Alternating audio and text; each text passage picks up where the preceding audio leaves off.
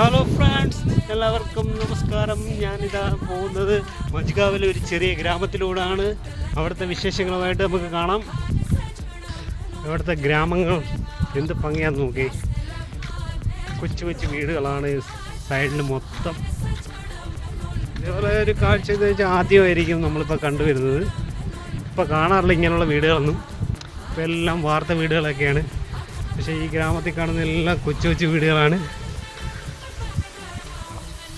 നോക്കിയോ, ഷീറ്റിട്ട വീടുണ്ട്, എന്താ പറയുക, കച്ചിയൊക്കെ വെച്ച വീടുണ്ട്.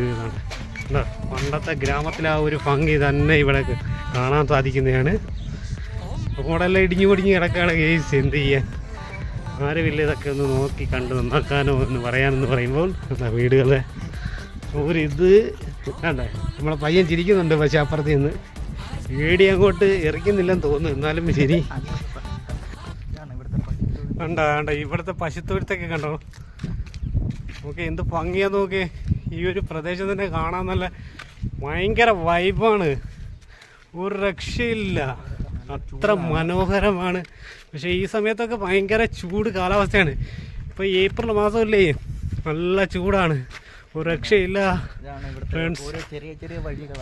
ഇതെല്ലാം ഓരോ ചെറിയ ചെറിയ വഴികളാണ്.